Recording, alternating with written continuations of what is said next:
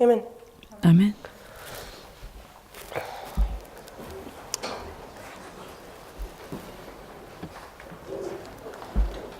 So this will be the last presentation on the subject of baptism.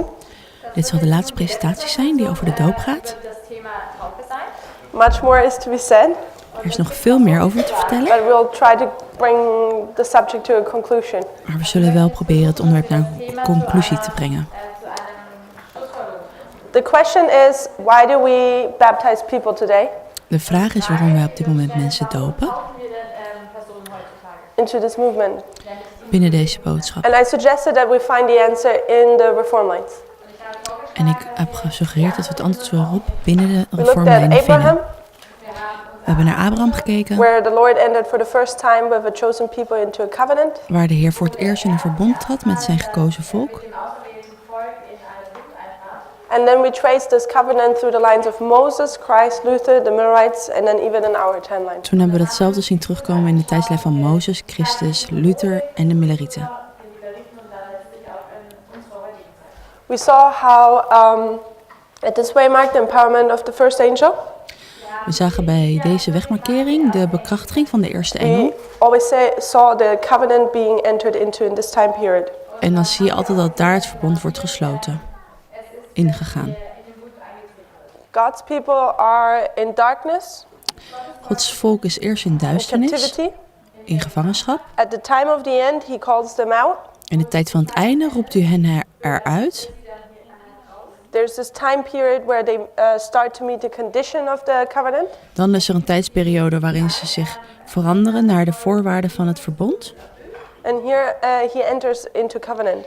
En bij deze wegmarkering treden ze het verbond in. And we saw different characteristics of this covenant, We zagen verschillende karaktereigenschappen van dit verbond. which allow us then later in our line Wat ons in staat stelt om in onze eigen lijn to identify the characteristics of the covenant the Lord enters with the 144,000. te kunnen zien waaraan de 144.000 moet voldoen om in het verbond met de Heer te kunnen treden.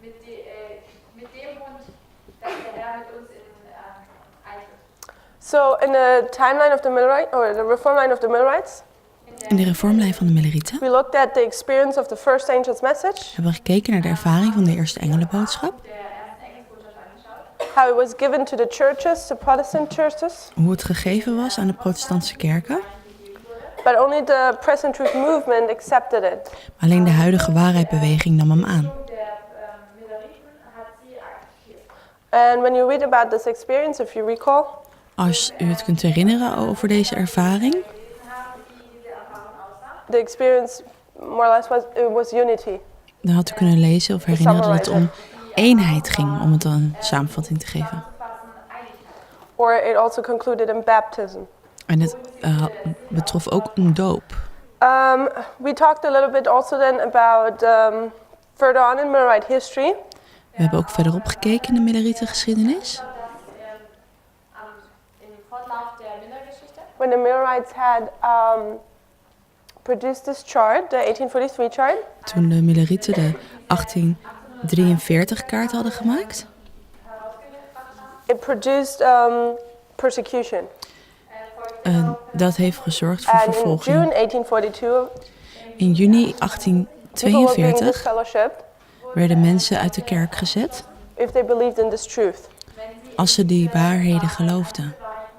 But we talked a bit about Charles Fitch, We hebben het over Charles Fitch gehad. and we saw how he was baptized in spring 1844 himself. We zagen dat hij in het voorjaar van 1844 werd gedoopt. Before April 19th. Voor So in 19 this april. dispensation or in the dispensation of the process of its churches, we see how people are baptized into the movement. En daar kun je zien dat er een verandering plaatsvindt, dat mensen binnen de beweging gedoopt worden. And I'm also applying the logic En dan kunnen we daar ook de logica op loslaten. that the Millerites were proclaiming the second coming of Christ. Dat de Millerieten de tweede komst van Christus People were convicted of that message. verkondigden en dat de mensen hiervan overtuigd waren. And often you request baptism if you are convicted of something. En als je ergens van overtuigd bent, dan verlangt dat een doop. And I suggest they were baptized into the movement at that time. En ik suggereer dat ze op dat moment gedoopt zijn binnen de beweging. And then we read a quote from Charles Fitch. En toen hebben we een quote gelezen over Charles Fitch. Or a quote about him, let's put it that way. Een quote over hem. That he performed a few baptisms before October 22nd, 1844. Dat hij verschillende dopen heeft laten plaatsvinden in 1844. So we also see their baptism within a present truth movement rather than the big church. Toen zag je dus dat er mensen gedoopt werden buiten hun grote kerk, maar binnen de beweging. So then we looked at this picture here. Toen hebben we naar dit gekeken. Paralleling ancient Israel with modern Israel. Toen hebben we het oude Israël met het moderne Israël vergeleken. Remember, the Lord is calling them out of darkness into a covenant relationship. Weet u nog, de Heer riep hun uit duisternis in een verbondsrelatie.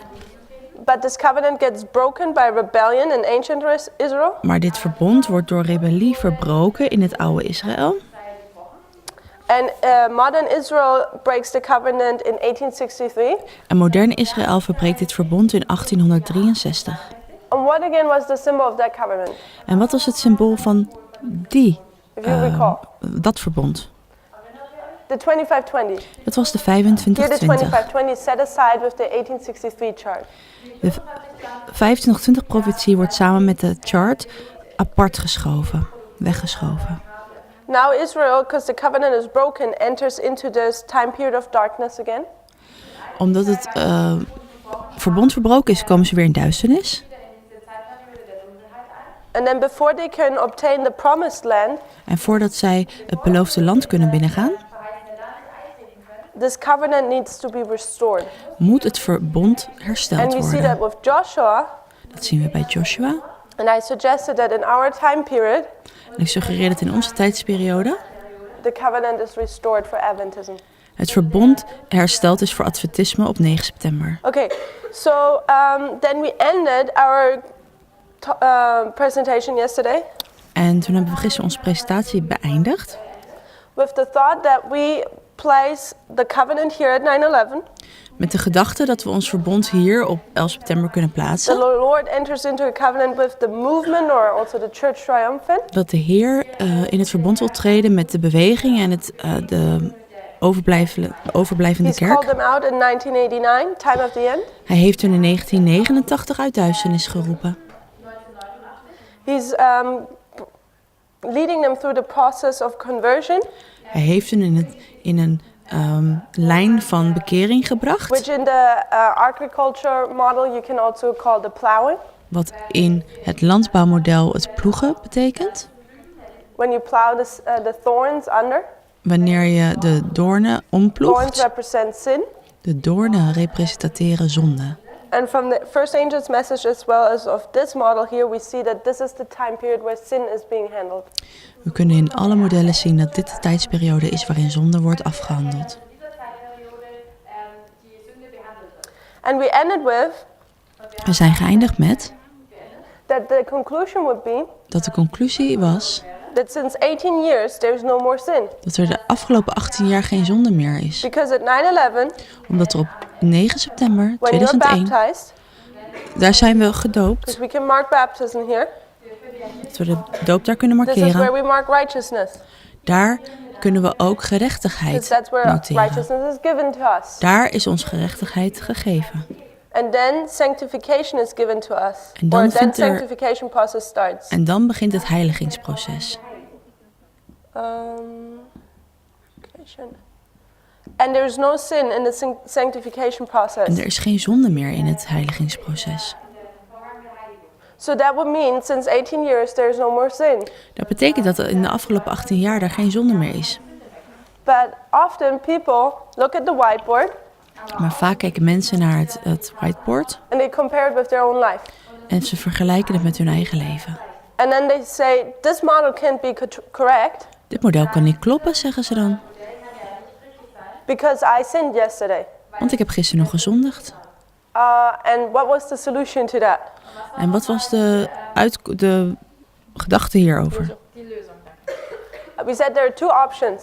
We zeiden er zijn 2 mogelijkheden. Either we take those lines, Of we nemen die lijnen, we behold them and let them govern our life. we kijken ernaar en zorgen dat dat ons leven mag veranderen. Or we take our experience Of we nemen onze and ervaring put it over those lines. en we stoppen onze ervaring over die lijnen. Basically, our experience governs the lines. Dat betekent dat je wil dat jouw ervaringen de lijnen beïnvloeden. Which way was the correct way? What did we say? Wat was de juiste gedachte? Wat hebben we gezegd? The first one, right? De eerste is het niet. These lines have to govern our lives. Deze lijnen horen invloed te hebben op onze levens. So when I look at myself Als ik naar mezelf kijk and I see there's sin in my life, en ik zie dat er zonde in mijn leven is, then and I behold the lines, en ik kijk naar die lijnen en ik hou ze in het oog, I need to know, or then I know I need to live up to this standard. dan weet ik dat dit het standaard is waar ik naar moet leven op die lijn.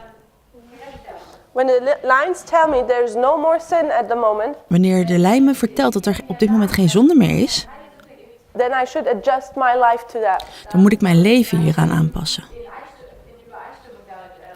No more sin in my life. Dan moet ik geen zonde meer toelaten in mijn And leven. without knowing, we've already done this method. En zonder dit bewust te doen, hebben we dit al gedaan. Because a few years ago, Want een enkele jaren we geleden, recognized that these lines tell us want toen konden deze lijnen ons vertellen no public evangelism. dat we niet publiekelijk moesten evangeliseren. And what did we do? En wat doen we? We obeyed the lines. We hebben geluisterd naar de lijn. No more public evangelism. We zijn gehoorzaam geweest en doen niet meer openlijk Now we come evangeliseren. to the understanding Nu zijn we tot het besef that in the time gekomen period of a Reformline, dat in de tijdsperiode van deze reformlijn, the element of time is introduced. dat het element van tijd is And what are we binnengekomen. doing? En wat doen we? We're finding time setting, or we are doing time setting. We kunnen nu tijd We're stellen. obeying the lines. We zijn gehoorzaam aan de lijnen So van de when the Heer. lines tell us there's no more time for sin in your life, Wanneer de lijn ons vertelt dat er geen plek meer is voor zonde in je leven, we should just do the same. moeten we hetzelfde doen. Just that often this is a little bit more harder. Vaak is dat een stuk moeilijker. Okay. Also, if you recall, Ook als u het zich kunt Ellen White has a herinneren, vision heeft onze lijn een where voorspelling she sees a group of people and she's part of it, waar zuster White ziet een groep mensen waar zij ook deel van uitmaakt. walk up a path. Die loopt op een pad. And they have wagons and horses and luggage. Ze hebben wagens bij hun en paarden en bagage. And then the path grows always smaller, En dan wordt narrow. het pad steeds smaller. And then at one point they have to leave behind the wagons, then the horses, then the luggage. Omdat het pad steeds versmalt, moeten ze op een gegeven moment hun wagens achterlaten, op een gegeven moment hun paarden, op een gegeven moment zelfs hun bagage. Do you recall this vision? Kunt u zich dit visioen herinneren? Okay, if you recall it, Als u het zich kunt herinneren, what comes down from heaven wat komt er neer uit de hemel? as they go along the path? Naarmate ze het pad bewandelen. It's ropes. Het zijn Why are kleden. these ropes coming down? Waarom komen deze kleden naar beneden? So they can hold on to them, right? Zodat zij aan And the deze path goes touwen always more kan smaller. vasthouden. En het pad wordt And steeds what do they smaller. do? En wat doen ze? They put always more weight on the ropes Ze doen steeds meer gewicht hangen aan die touwen. till they put all their force and strength to the ropes. Tot They were ze holding zich on met to it. alle volledige kracht aan deze touwen vastklingen. And then at the end of the path, Aan het einde van dat pad, what did they have to do? wat hebben ze toen moeten doen? Hold on to a rope and swing over to the other side. Ze moesten zich vasthouden aan dat touwen en naar de overkant What are these vliegen. ropes? Wat waren deze touwen? I suggest it's the lines. Ik suggereer dat dit de lijnen zijn. Since a few years, Sinds enkele jaren the Lord gave us lines heeft de Heer ons lijnen on gegeven the path of Adventism. op het pad van Adventisme. And as we continue, we put more and more weight on these lines. En naarmate we vorderen, stoppen we steeds meer verantwoordelijkheid en gewicht op deze lijnen. And I suggest that the priests have come to the point En ik suggereer dat de priesters op een punt gekomen zijn where they have to put their full weight on the rope waar ze hun volledige gewicht op het touw moeten and swing over to the other zetten side. om naar de andere kant te Because time kunnen setting requires zwaaien. for you Dat is ook belangrijk voor u, to put all your weight on these lines. om al uw gewicht aan deze touwen te hangen. Okay, I just wanted to bring this up this point. And then Great Controversy, page 343. We're not going there. Als u naar de grote strijd gaat, 343, we werden jetzt aber pagina This 143 is in a het Engels. passage where we often go to draw out a principle. Daar kunnen we een principe uithalen. ein Prinzip herauszustellen. What is the principle, if you recall? Wat is het principe als u het zich kunt herinneren? God's dealing with man is ever the same, right? Hoe God met mensen omgaat is altijd hetzelfde, is het niet? Great Controversy, page 343. Den großen Kampf 343. Sorry, We should be all familiar with that 342. page. Wir sollten uns sollte es, diese Seite sollte uns vertraut sein. So when the Lord, Wanneer de Heer, or the Lord handles Moses the same way as he did Luther or the Millerites. It's always the same handling with God's people. als de Heer hetzelfde omging met Mozes, de Millerieten en zelfs Luther, And when we come to our timeline, als we dan in onze tijdslijn komen, he's going to apply the same pattern. dan zal hij hetzelfde patroon bij ons God's dealing with man handhaven. is ever the same. Want hoe hij omgaat met mensen is altijd hetzelfde. So the question I have now, De vraag die ik nu aan jullie heb, I told you we often compare the whiteboard to our own personal life. dat wij vaak het whiteboard aan ons eigen persoonlijke leven vergelijken. But does this line here Maar doet de lijn hier beneden? talk about a movement or an individual person? Praat deze lijn hier beneden over een individu of over de beweging? It's a movement. Het is de beweging. Okay? So God's dealing with man is ever the same. Hoe de Heer omgaat met mensen is altijd And he has a hetzelfde. pattern. En hij heeft een patroon. He applies it to a movement. Dat patroon, plaatst hij, doet hij bij een What do you beweging. think? Would he apply that also with an individual being? Maar hij kan het ook op een individu plaatsen. Yes, right? So this line here is talking about a movement. Deze lijn hier heeft het over een beweging. The church triumphant. De overwinnende kerk. But we shouldn't often conflict the idea of the individual line. Maar we moeten niet vergeten dat het niet hoeft te conflicteren met onze persoonlijke I lijn. don't know the German word either. Wir sollten das nicht mit der Linie der individuellen Person vermischen. You just came in time, Roland, to help us. Okay, so because 1989, Want in 1989 I wasn't even born there. was ik nog niet eens geboren. How could I be convicted of my sin? Hoe kon ik overtuigd zijn van mijn zonde? If we say that this is the line of the individual beings, Als we zeggen dat dit de lijn is van de individu, we would face some problems. zouden we problemen tegenkomen. So I suggest, Dus ik suggereer, this is the line of the movement. dit is de lijn van de beweging. However, every one of us En ieder van ons has their personal line, heeft ook zijn persoonlijke lijn. which is governed by the same principle. Die lijn is wel alleen We all were hetzelfde. in a time period of darkness. Het is allemaal hetzelfde principe. We hadden eerst duisternis. We all have a personal time of the end. We hebben allemaal een persoonlijke tijd van het einde. And this is for you on a different date than it was for me. En dat is voor jou op een andere dag dan voor mij. The Lord convicts us of our sin, De Heer overtuigt ons van onze zonde. and we are to repent En we moeten berouw tonen. and confess. En Formalize your sin. ja, we moeten onze zonde belijden. And this is the process of conversion, En dat is het proces van bekering.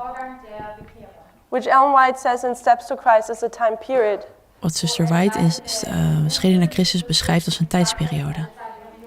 And when we have walked through these 4 steps, En als we deze 4 stappen hebben doorlopen, what is the conclusion of those 4 steps? wat is dan het vervolg van deze 4 stappen?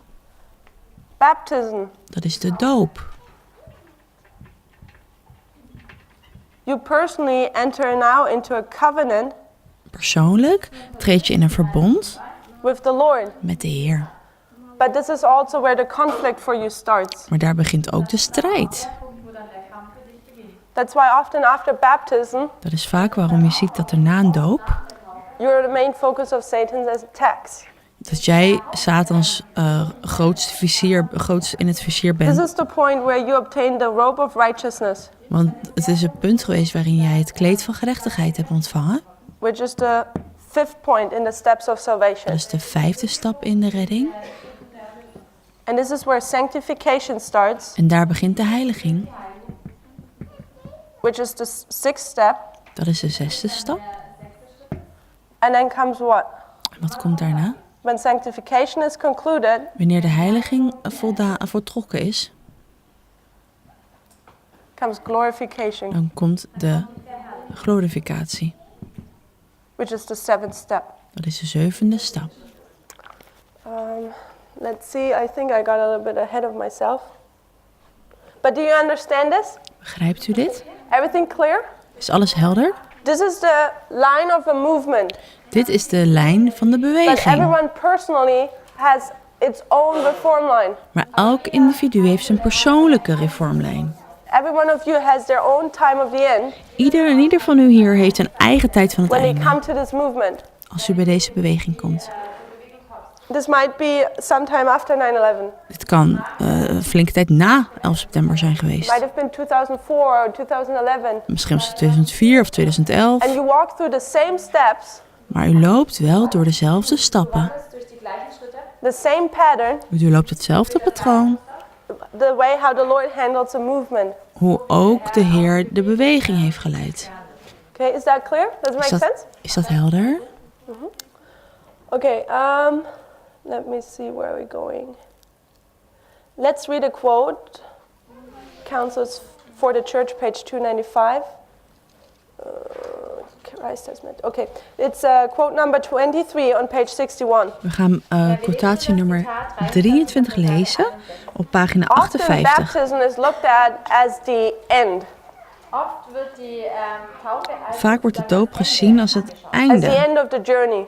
Als het einde van een But I suggest that from reis. the timeline of Christ, Maar ik suggereer dat in de tijdlijn van Christus, we can see it's the beginning. dat het juist het begin is. der Beginn ist. So let's read the quote from Ellen White here. Laten we de quote van zuster White lezen. Christ has made baptism the sign of entrance to his spiritual kingdom. Christus heeft de doop het teken van toegang tot zijn geestelijk koninkrijk gemaakt. You have changed kingdoms. U heeft het koninkrijk verwisseld. We already talked about it. Daar heb je het over gehad. He has made this a positive condition which all must comply who wish to be acknowledged as under the authority of the Father, the Son and the Holy Spirit. Hij heeft dit tot een positieve voorwaarde gemaakt, waaraan allen moeten voldoen die wensen te worden erkend als onder de autoriteit van de Vader, de Zoon en de Heilige Geest. Anerkannt zu werden. What is the baptism? Wat is de doop? It's a positive condition. Het is een positieve voorwaarde. Eindeutige Bedingung. Positive. Eine positive. It's required. Het is vereist. Condition of the covenant. Het is een voorwaarde van het verbond. Before man can find a home in the church, before passing the threshold of God's spiritual kingdom, he is to receive the impress of the divine name, the Lord our righteousness. Voordat iemand een thuis kan vinden in de kerk, voordat hij over de grenzen van Gods koninkrijk gaat, moet hij de stempel van de goddelijke naam krijgen, de Heer onze gerechtigheid. So she just talks about that baptism is required. Sie hat nun darüber Ze heeft het erover dat de doop noodzakelijk is. It's the entering of the kingdom. Het is het binnentreden van het And koninkrijk. now she just connected it with righteousness. En nu heeft ze het verbonden met gerechtigheid. She says when you enter this kingdom, Ze zegt, wanneer je dit koninkrijk binnentreedt, you first need to obtain the title of righteousness. moet je eerst de titel van gerechtigheid ontvangen. So it's baptism is where you obtain righteousness. Dus de doop is wanneer je gerechtigheid The robe ontvangt. of righteousness of Christ. Het kleed van gerechtigheid van Christus. Gewand der Gerechtigkeit. Baptism is a most solemn renunciation of the world. De doop is een zeer plechtig afstand nemen van de wereld. So we see here a separation, right? We zien hier een scheiding, is het niet? And we saw that also with Abraham. Dat zagen we ook bij Abraham. Circumcision was to show that he is separated from the idolaters. De besnijdenis was een teken om te laten zien dat hij zich heeft afgesneden Those who are van de baptized in the threefold name afgodendienaars. of the Father, the Son, and the Holy Spirit are at the very entrance of the Christian life declare publicly that they have forsaken the service of Satan and have become members of the royal family, children of the heavenly King. Zij die gedoopt zijn in de drievoudige naam van de Vader, de Zoon en de Heilige Geest, aan het begin van hun christelijk leven verklaren publiekelijk dat ze de dienst van Satan achter zich hebben gelaten en leden van het koninklijk familie zijn geworden, kinderen van de hemelse koning. So we see here the change of the kingdoms. We zien hier het overstappen naar But het is andere she saying it's koninkrijk. the beginning or the end? Is dat het begin of het einde? She says the entrance. Zus Wright zegt het is het begin. Baptism is the beginning, not the end. Met de doop treed je naar binnen, het is het begin.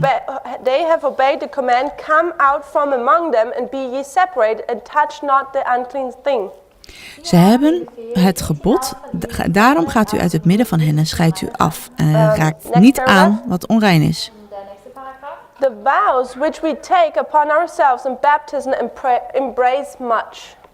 En aan hem wordt de belofte vervuld en ik zal In uw the name lieden of the Father, aannemen. the Son and the Holy Spirit, we are buried in likeness of Christ's death and raised in the likeness of his resurrection, and we are to live a new life. En ik zal u tot een vader zijn en gij zult mij tot zonen en dochters zijn, zegt de Heer de Almachtige. des Todes Christi begraben und auferstanden in das Ebenbild seiner Auferstehung. Und wir sollen nun ein neues Leben leben. We have a life, Wij hebben een leven, but this is the time period where we deal with our old life. maar dit is de tijdsperiode waarin we ons oude leven afsluiten.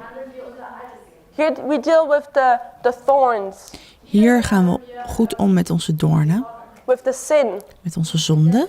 At baptism we are buried, Bij de doop zijn wij but now verbrand, we are also resurrected. maar we worden vervolgens ook weer opgericht. And now we have a new life, En nu hebben we een nieuw leven, without sin. zonder zonde. Our life is to be bound up with the life of Christ. Unser Leben Ons leven moet op dat moment verbonden So worden this met is a het leven van combination of Christus. humanity and divinity. hier sehen wir Dit is het moment waarin de You are menselijkheid human. met goddelijkheid verbonden wordt. And what is Christ? und was ist En wat is Christus? Divinity, right? Die is goddelijkheid. So when humanity and divinity is combined, what can't happen? Wat, Wenn also nun die Menschlichkeit mit der Göttlichkeit vereint ist, was kann denn nicht passieren? No sin. wanneer Your job menselijkheid in this time period of sanctification zonde kan niet meer plaatsvinden. in dieser Zeitperiode der Heiligung is to keep the robe of righteousness, Je wilt dat kleed van heiligheid aanhouden, gerechtigheid. to keep the combination of divinity and humanity. Je wil goddelijkheid en menselijkheid blijven combineren. If that breaks, Als dat kapot gaat, we're liable to sin. dan ben je toegankelijk voor zonde. Good night. vielleicht zur Sünde. Henceforth, the believer is to bear in mind that he is dedicated to God, to Christ, and the Holy Spirit. Fortan soll sich der Gläubige Hij mag daran niet- erinnern, dass Gott geweiht ist, Christus und dem Heiligen Geist. He is to make all worldly considerations secondary to his new relation. Hij moet alle wereldse overwegingen tweederangs maken aan zijn nieuwe relatie. Publicly, he has declared that he will no longer live in pride and self-indulgence. Publiekelijk heeft hij verklaard dat hij niet langer in trots en zelfzucht zal leven. He is no longer to live a careless, indifferent life. He has made a covenant with God. Hij mag niet langer een zorgeloos, onverschillig leven leven. Hij heeft een verbond met God He gesloten. has died to the world. Hij is gestorven voor de He is to wereld. live to the Lord to use for him all his entrusted capabilities, never losing the realization that he bears God's signature, that he is a subject of Christ's kingdom, a partaker of divine nature. Hij moet leven voor de Heer en al zijn toevertrouwde mogelijkheden voor hem gebruiken. Nooit uit het oog verliezende dat hij Gods handtekening draagt en dat hij een onderdaan is aan het Christus Koninkrijk, een deelnemer van de goddelijke natuur. He is to surrender to God all that he is and all that he has, employing all his gifts to his name's glory. Hij moet alles wat hij is en wat hij aan God heeft overgegeven en al zijn gaven inzetten voor goddelijkheid van zijn This naam. is a long quote Dit is een lange quote that summarizes some of the points in that quote. die enkele dingen uit deze quotatie opsomt. What is baptism? Wat is de doop? Baptism is the entrance to the spiritual kingdom of the Lord. Het is de toegang tot het geestelijk koninkrijk van de Heer. Königreich des Herrn. It's a sign of righteousness. Het is een teken van gerechtigheid. It's a sign or a solemn renunciation of the world. It's a sign that you've separated. Het is een plechtig afstand nemen van de wereld, dat je eruit getrokken bent. It's a public declaration Het is een publieke verklaring that you've forsaken the service of Satan dat je de dienst van Satan hebt verlaten. and that you're a member of the royal family. En dat je nu lid bent van de koninklijke familie. You have heeded the call to come out Je hebt geluisterd, geeft gehoor aan de roep om uit Babylon te komen en u te scheiden. You bear God's signature. Je draagt Gods handtekening. You're a partaker of divine nature. Je bent een deelnemer aan de goddelijke natuur. Een verbond met de Heer. Teilhabe. Danke. Du bist Teilhaber der göttlichen Natur. There is the combination of humanity and divinity. Er is een verbintenis tussen menselijkheid en goddelijkheid. And you have entered into a covenant with the Lord. En je bent in een verbond met de Heer getreden. So we see the pattern repeats in an individual line. We zien dat het patroon zich herhaalt, ook in de individuele lijn. Okay. 30 minutes. Time is running. Okay, let's go to the next quote. Laten we de volgende quote lezen. Steps of Christ, page 67, paragraph 1. Beschreven naar Christus, pagina 67 in het Engels. Quote 24 on page 62. Het is quote 24 op pagina 60. There says the change of heart by which we become the children of God is in the Bible spoken as of the birth.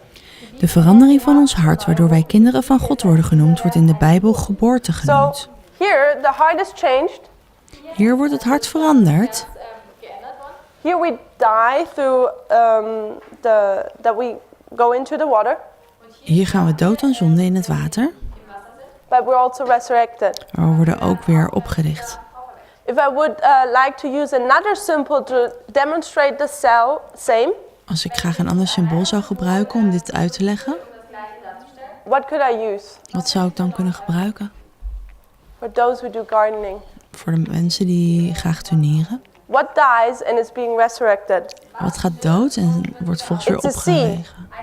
Dat is And het in zaad. John 12 verse 24, In Johannes 12, vers we're 24, told that the seed has to die waarin staat dat het zaad moet sterven, in order to be resurrected and bring forth much fruit. om vervolgens weer te worden opgericht en veel fruit te kunnen dragen. So, and Ellen White will compare this now Zuster White zal dit vergelijken with our experience. met onze ervaring. Nämlich mit unserer Erfahrung. So first, the change of heart is represented by a birth of a person. Eerst wordt de verandering van het hart gerepresenteerd door de geboorte. And she says again, it is compared to the germination of the good seed sown by the husbandman. Ook wordt vergelijking gemaakt met het ontkiemen van het goede zaad, dat door de landbouwer werd gestrooid. In like manner, those who are just converted to Christ, as newborn babes, to grow up to the stature of men and women in Christ Jesus. Ook wordt de vergelijking gemaakt met het ontkiemen van het goede zaad. Op soortgelijke manier moeten degenen die als pasgeboren kinderen pas tot Christus bekeerd zijn Or opgewassen. like the good seed sown in the field, they are to grow up and bring forth fruit. Ze moeten net als het goede zaad dat de akker werd gestrooid, groeien en vrucht dragen. So we see here We zien hier that she marks at baptism dat bij de doop a seed wordt een zaadje or geplant also a baby. of een baby. A seed, is it the beginning or the end of a plant? Is een zaad het begin of het einde van een plant? It's a trick question Het is een beetje een because strikvraag, technically it's both. want het is eigenlijk beide. Because when the fruit of the crop is ripe, Want wanneer de vrucht van het gewassen rijp you is, have a seed in there. heb je weer een zaadje. However, a seed is first planted. Een zaad wordt als eerst geplant. It's the beginning, Het is het begin and now this has to grow. en nu moet het groeien. And this is a different study, Dit is een hele andere studie, but you can see that in Mark 4 maar je kunt het in Marcus 4 terugvinden. or even in Matthew 13. Of in Matthäus 13. This is the growing of the plant. Het is het groeien van de plant. And she compares that with a baby. En ze vergelijkt dat met de baby. Is the baby the beginning or the end of the life? Is een baby het begin of het einde van het leven? It's the beginning, right? Het is het begin. So this is the beginning, not the end.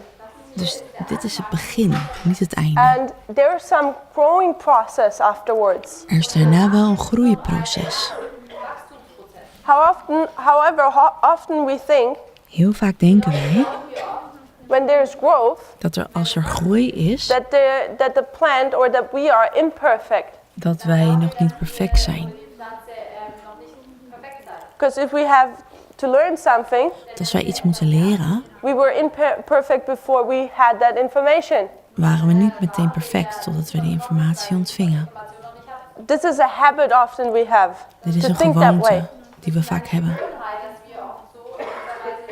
However, the plant, and why talks about this Al is de plant waar we het in hier the over Christ hebben, Object Lesson chapter, in het boek Lessen van alle dag, Christy, about the wheat and the tares, over de kaf en het koren, that the plant is perfect at every stage. dat de plant perfect is in elke stadium.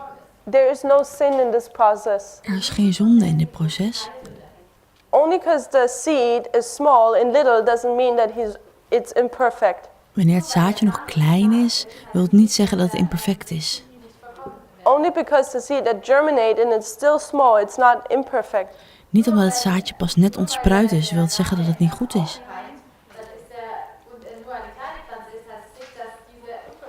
The baby, only because it cannot immediately speak and walk, doesn't mean it's imperfect. Wanneer een baby nog niet meteen kan lopen en bespreken, wil het niet zeggen dat het niet perfect is. It's perfect at every stage. Het is perfect in elk stadium. So, and our job is Onze opdracht to is just keep growing. om te blijven groeien. Keep growing, also immer weiter wachsen. Oh, sorry. Okay, so how does the plant grow? What does it need? Wat heeft een plant nodig om te groeien? Water. Water. So, yeah. And what kind of water would we put on here? What do we call it often? Wat voor soort water hebben we hier nodig? Hoe noemen we dat? The rain, right? De regen. So, in the Bible there are two types of rains. In de Bijbel wordt er over 2 soorten regen gesproken. And Ellen White tells us what rain is needed for the germination of the seed. En zuster White heeft het hier over wat voor regen nodig is om het zaad te laten ontspruiten.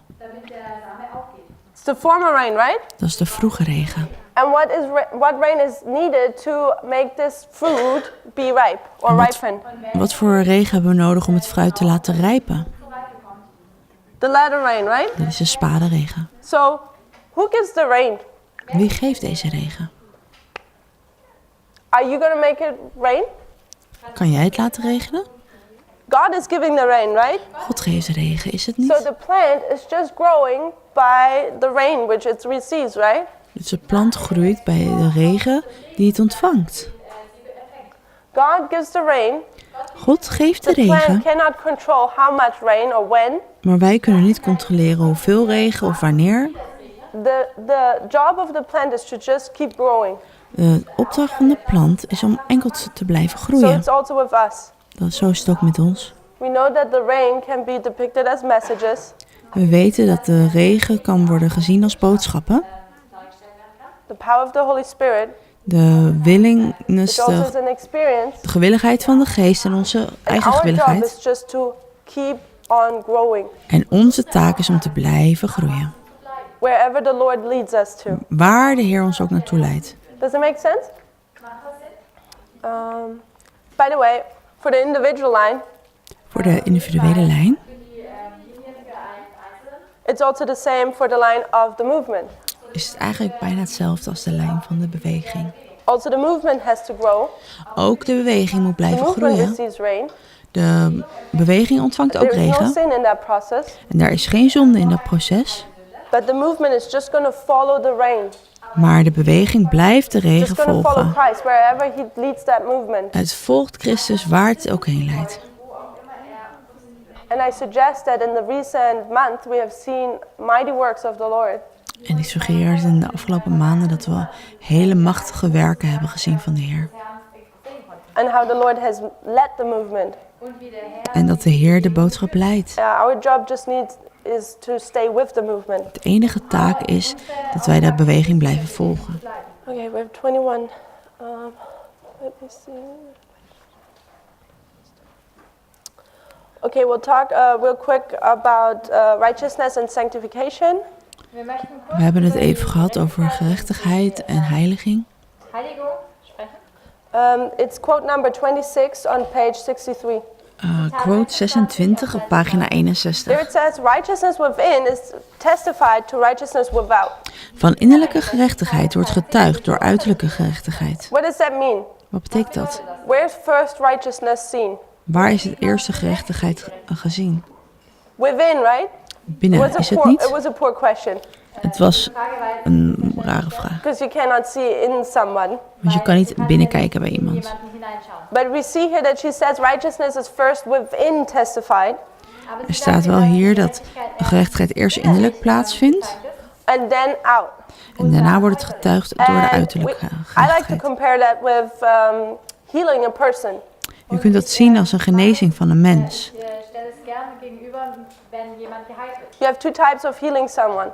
Je hebt twee manieren om iemand te genezen. You can heal them with the worldly way, Je kunt het op de wereldse manier doen, drugs and so on. met medicijnen en dat soort dingen. But you can also try to do that with the natural way. Maar je kunt het ook op de natuurlijke manier doen. What do drugs do Wat doen medicijnen when a person is sick? als iemand ziek is? What is it treating? Wat is een behandeling? Is it treating the problem or the symptoms? Pakt het de problemen aan of de symptomen? Often it's the symptoms. Het zijn vaak alleen de symptomen. What does the natural way do? Wat doet de natuurlijke manier? Treating the symptoms or the problem? Doet het probleem of de symptomen The behandelen? problem. De oorzaak. So the problem often is somewhere within, De oorzaak is vaak iets binnen. and the symptom is often what you rather can see. En het symptoom is vaak hetgene wat je uit kunt zien. So that's why alternative or natural medicine, Dat is waarom natuurlijke of alternatieve medicatie, often it takes a longer time for people to heal dat het wat langer duurt voordat de mensen genezen.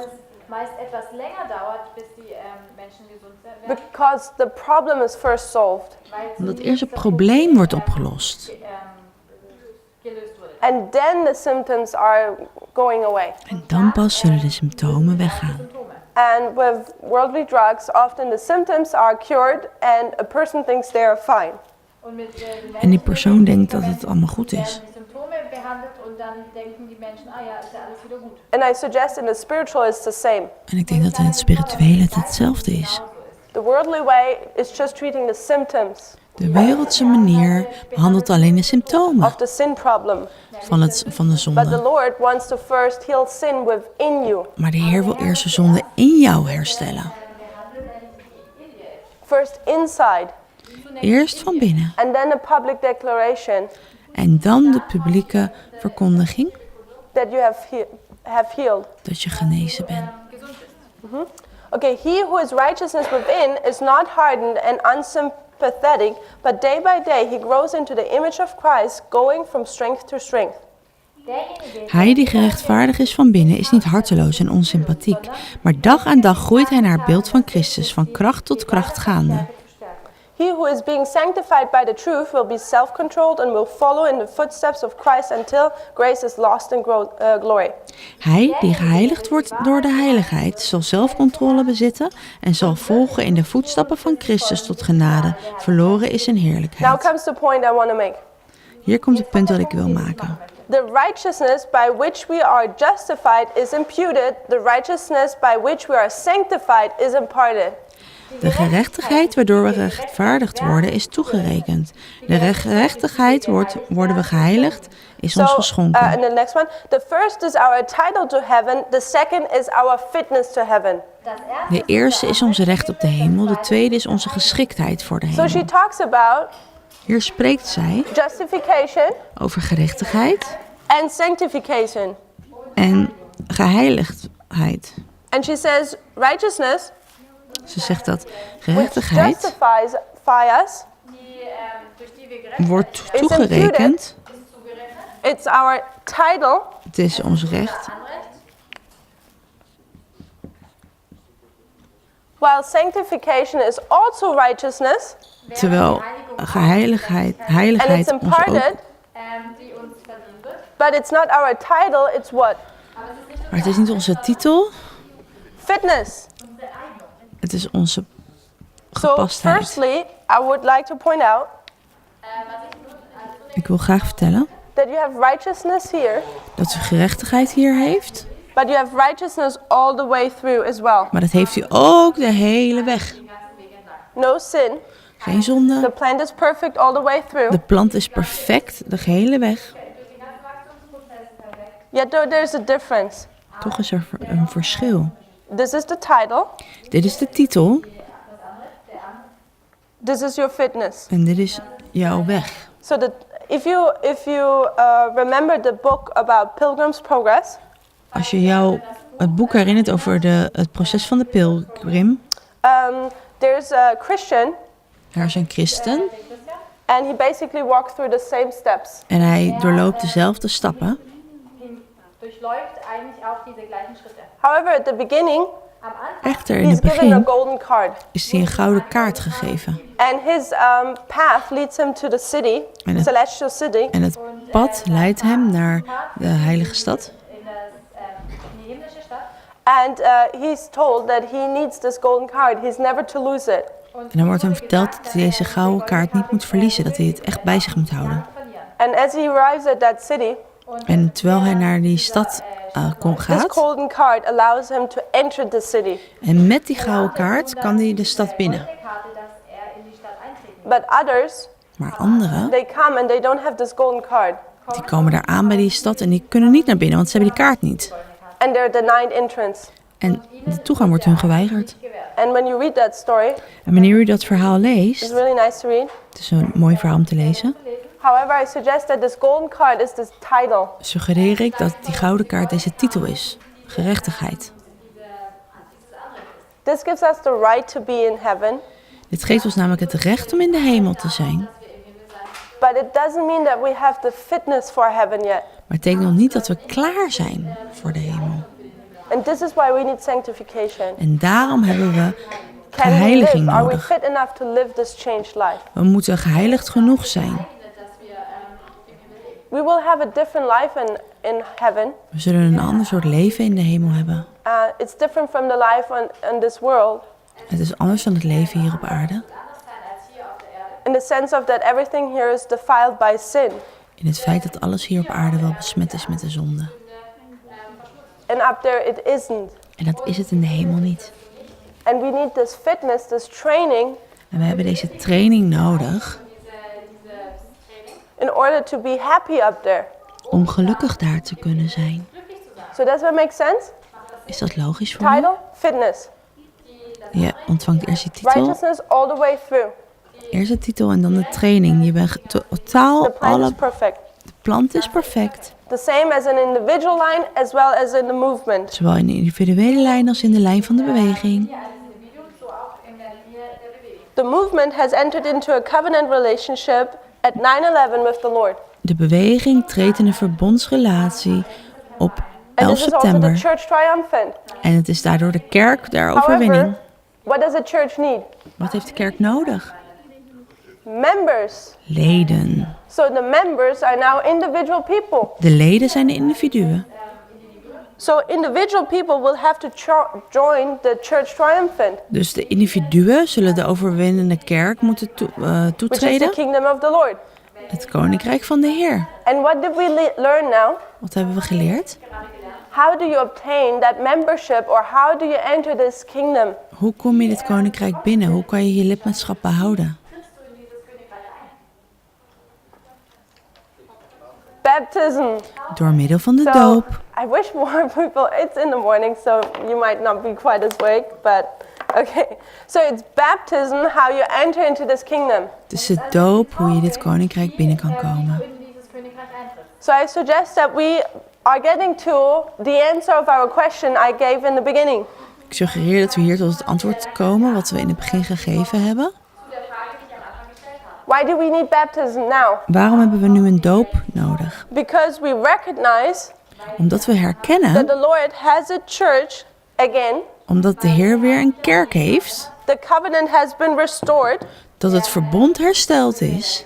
at 9/11. Op 11 The september, Lord entered into a covenant with the church triumphant, toen is de Heer in een verbond getreden met het overwinnende which is kerk, his kingdom, wat zijn koninkrijk is. but the church needs members.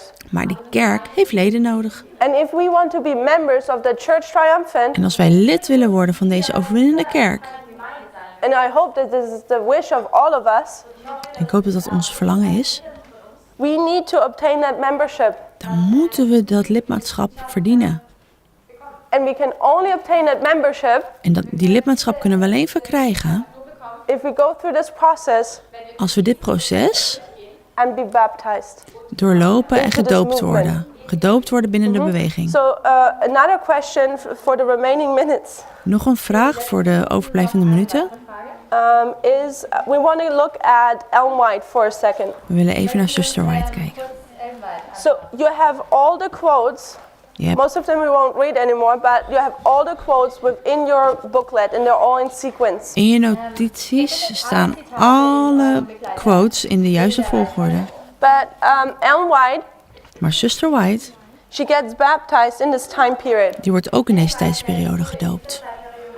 And shortly after she got baptized, En vlak nadat zij gedoopt werd, William Miller comes around for his second course of presentations. en komt William Miller langs voor zijn tweede groep presentaties. And this is now where the Protestants close their door.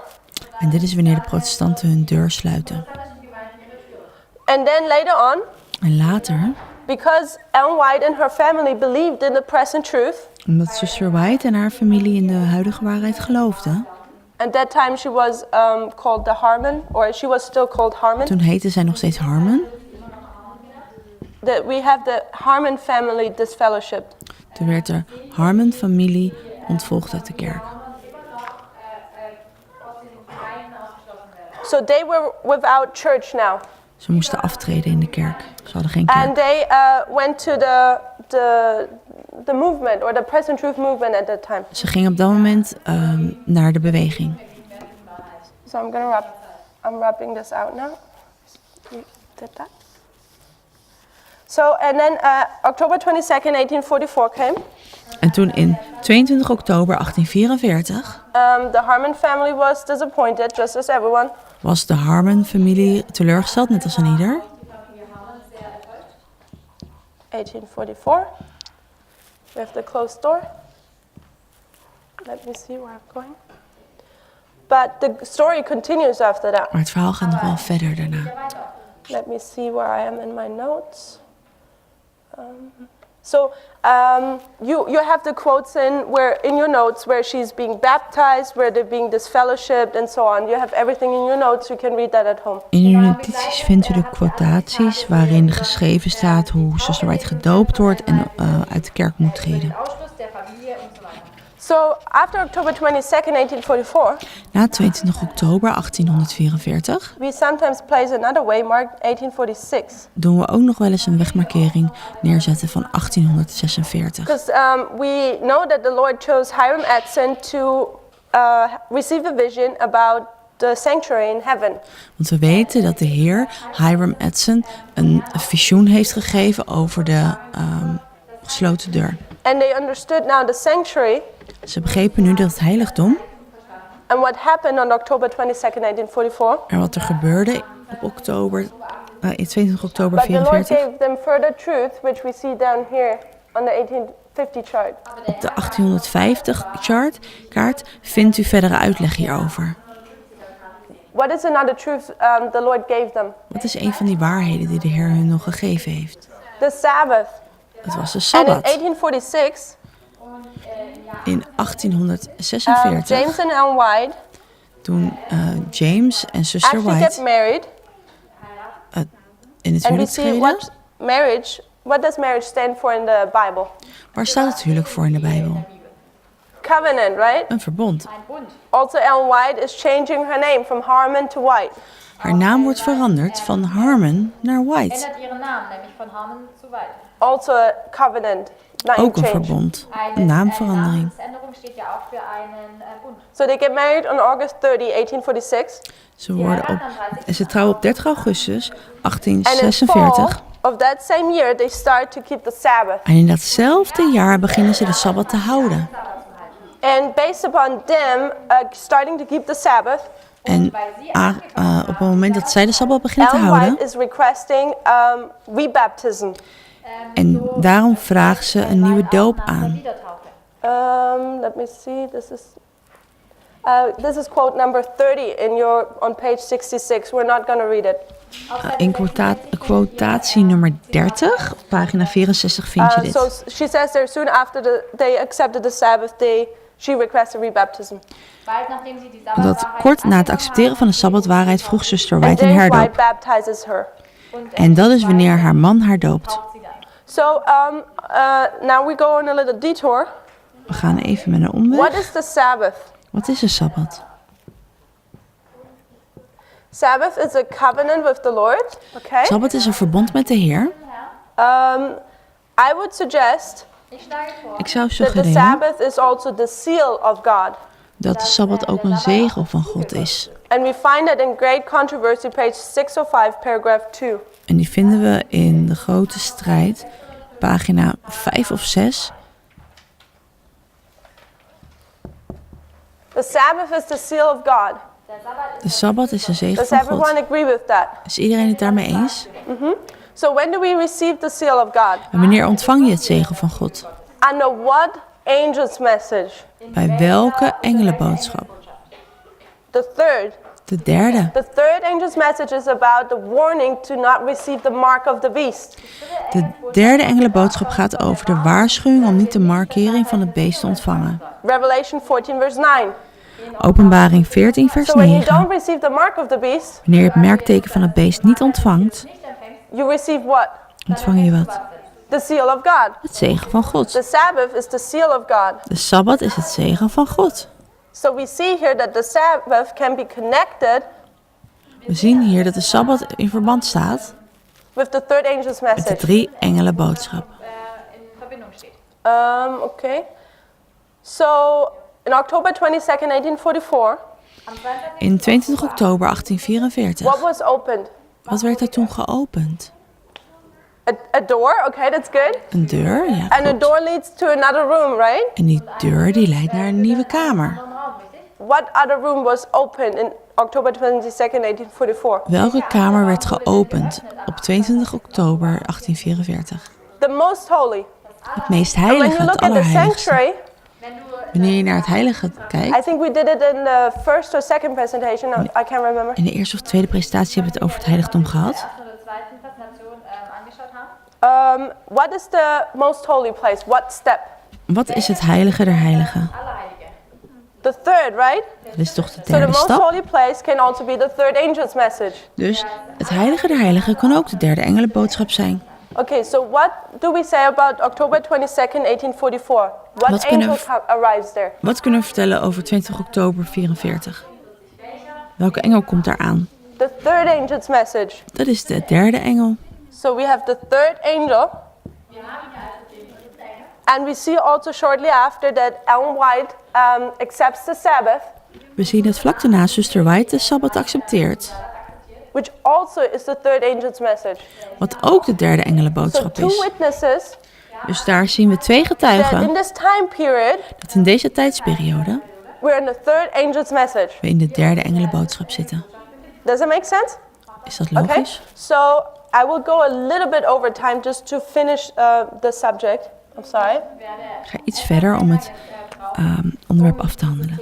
Iets langer door. But we said already, We hebben al gezegd, or it's a record, het is al algemeen feit, that the 2520 dat de 2520 equals another number. gelijk staat aan een ander nummer. What is this number? Welk nummer is dat? 126. And we got 126. that essentially then from William Miller's dream. En dat kunnen we vooral halen uit de droom van William Miller. The 7 times De 7 keer are the 2520, zijn de 2520. and William Miller says 7 times, or En 7 William- times scattering, sorry, En William Miller zegt 7 keer versplintering. which equals 126 Het years gelijk staat aan 126 jaar. from 1863 to 1989. Van 1863 tot 1889. How many 2520 do we normally mark? Hoeveel 2520 doen we normaal toepassen? 2, right? 2. Hiram Edson and William Miller. Die van Hiram Edson en die van William Miller. So how many 126 time periods should we mark? Zo hoeveel tijdsperiodes van 126 kunnen we markeren? At least 2. Minimaal 2. So when we do that in our timeline now, Als we dat in onze tijdslijn doen, or let's parallel Millerite line with ours. of wanneer we in ieder geval een middelstijdlijn met die van ons vergelijken, Where does the first 2520 end? waar eindigt de eerste 2520? Time of day ends 1798. Dat is in 1789. Where does the 126 end? Wanneer eindigt 126? Time of the end? Dat is de tijd van het einde. 1989. Dat is in 1989. Quite easy. Where does the second 2520 end? Wanneer eindigt de tweede 2520? 1844. 1844. 22nd of October. Op 22 oktober. Third angel arrives. En dan komt de derde engel That's what aan. we just did at the other board. Okay, so now what is we have a second 126, We hebben een tweede 126. which we start in what year? Wanneer zijn we die gestart? For those who are already familiar with the study. Voor degenen die deze studie al kennen. 1888. In 1888. What angel was rejected in 1888? Welke engel werd verworpen in The third 1888? angel's message. Het was de derde So engel. 126 years later, 126 jaar later, where does it bring us to? waar eindigen we dan? If those who are good in math. Voor degenen die goed zijn in rekenen. 2014. Dan eindigen we in So what does this teach 2014. us? Wat leert dit ons? It teaches us that October 22nd, 1844 Het leert ons dat oktober 22 in 1844 can be shown to be in 2014.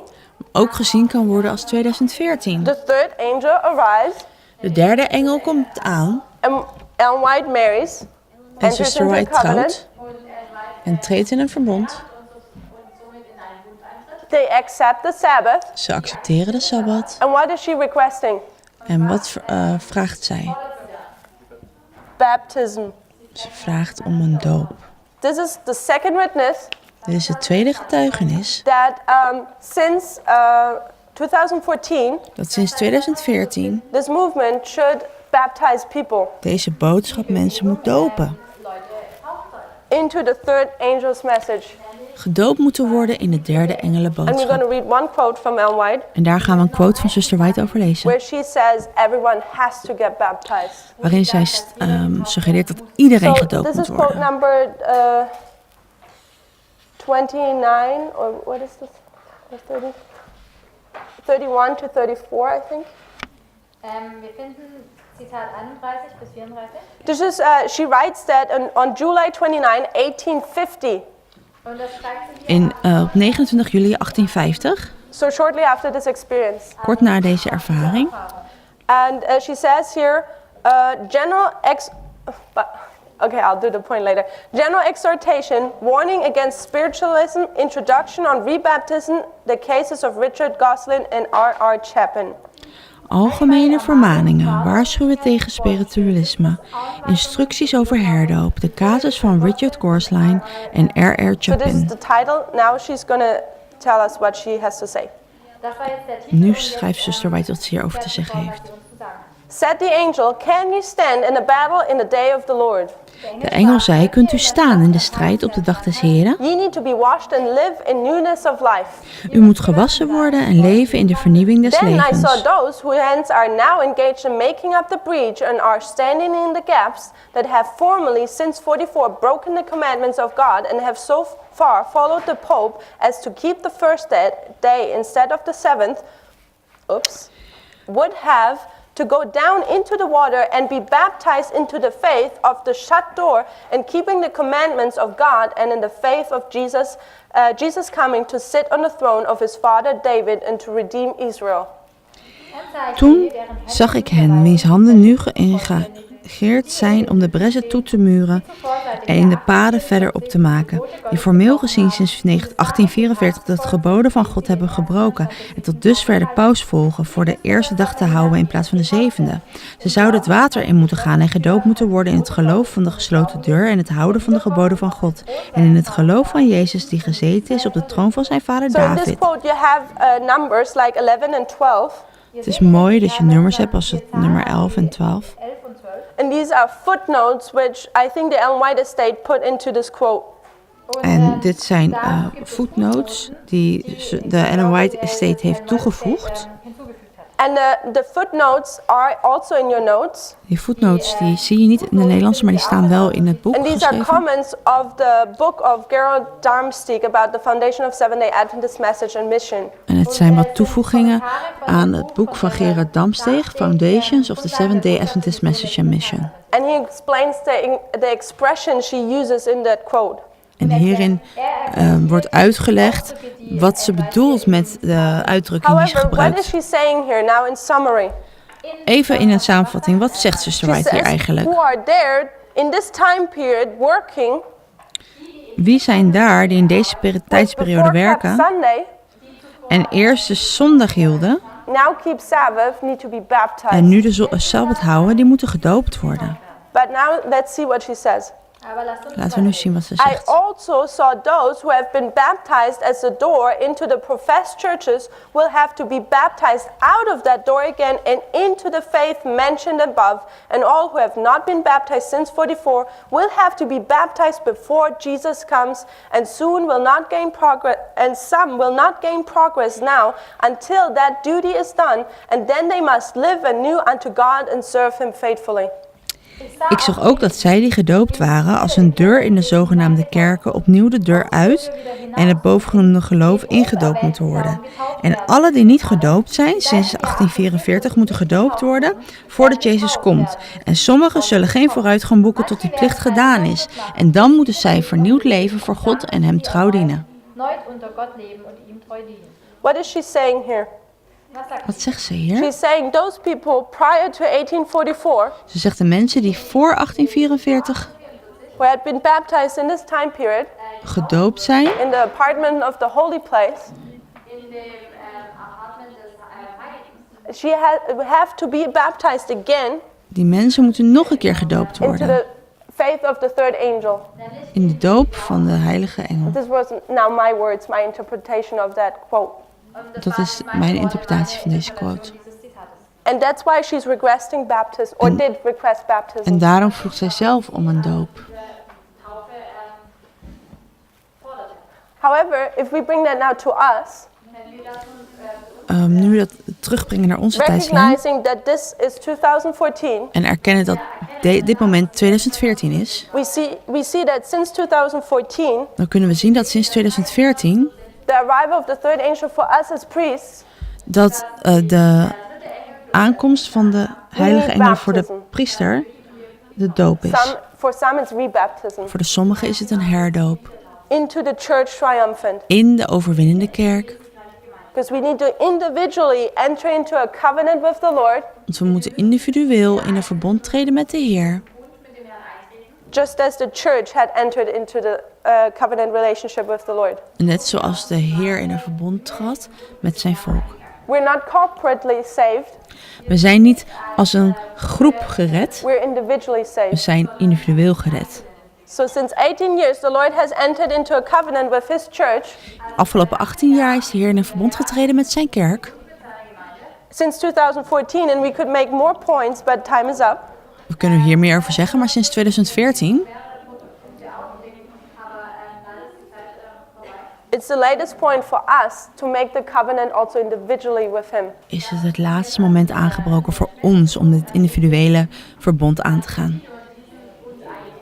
Okay, and let's go to the last quote of your notes. Laten we naar de laatste quote gaan van ons And boek. we will close with this. En daarmee zullen we dan sluiten. It is quote number 48 Het is quote 48 on page 75. Seite 75. Help others. Es ist überschrieben mit Hilfe anderen. There can be no growth or fruitfulness in a life that is centered in self. In een leven dat op zichzelf is gericht, is geen groei of vruchtbaarheid If you have mogelijk. accepted Christ as a personal savior, you are to forget yourself and try to help others.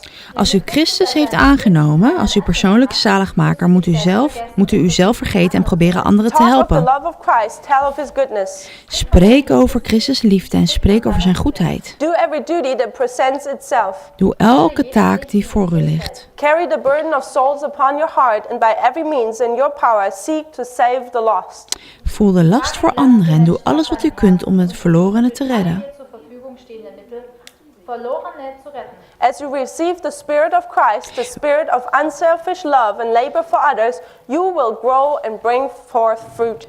Wanneer u de geest van Christus, de geest van onzelfzuchtige liefde en arbeid voor anderen heeft ontvangen, zult u groeien en vrucht dragen. The graces of the Spirit will ripen in your character. De gave van de geest zal in uw karakter rijpen.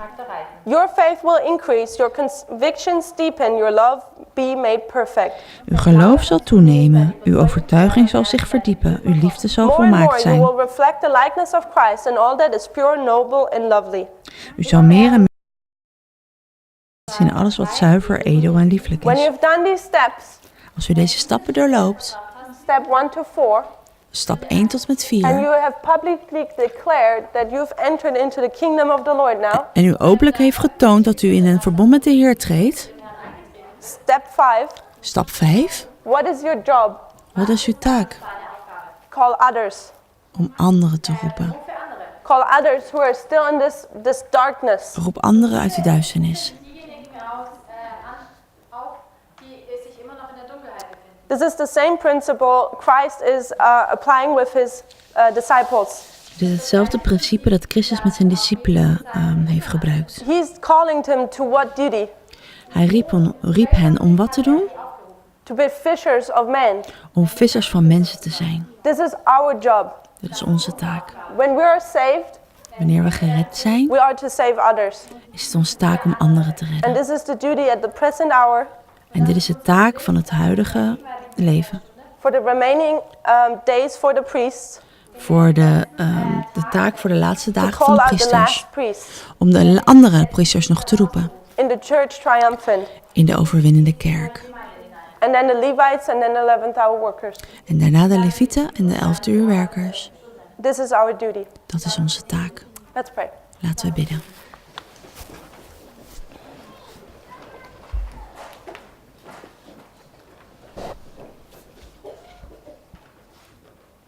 Dear Father in heaven, Liefdevolle Vader in de we thank you hemel. for this privilege We danken u voor dit voorrecht. that you have granted us to understand this truth Dat u ons dit gegeven heeft om de waarheden te begrijpen. and to hear your high calling, Om uw hogere roep te to be horen. part of your church triumphant. Om lid te mogen zijn van uw overwinnende kerk. Lord, it means to leave everything behind what we have here on earth. Heer, het betekent dat we alles achter moeten laten wat we hier op aarde hebben. And this seems sometimes so hard to us, En soms voelt het hart voor ons moeilijk. but we will gain everything Maar we zullen hiermee alles verdienen. by doing that. Als we het doen. We will obtain heaven. En daarmee kunnen we de hemel Lord, help ontvangen. us Heer, help not ons to look to ourselves, om niet naar onszelf te kijken. but to look on you. Maar om naar u te kijken. And that we will leave everything behind which still ties us to this earth. En dat we alles achter kunnen laten wat ons verbindt met deze aarde. That we see the necessity of the hour. Dat we de noodzakelijkheid van het uur zien. Die Notwendigkeit der Stunde to see that we need to enter into a covenant with you before it's too late. En dat we kunnen inzien dat we in een verbond met u moeten treden voor het te laat is. We ask you for this, We vragen u dit, that we're all humble enough to do so. dat we allen nederig genoeg zijn om dit te doen. Demütig. demütig genug dafür sind, dies auch zu vollbringen. And please give us courage and strength Heer, en please geef ons, alsjeblieft geef ons to do this kracht step. om dit te In volharden. Jesus' name we thank you. In Jezus' naam danken we u. Amen. Amen.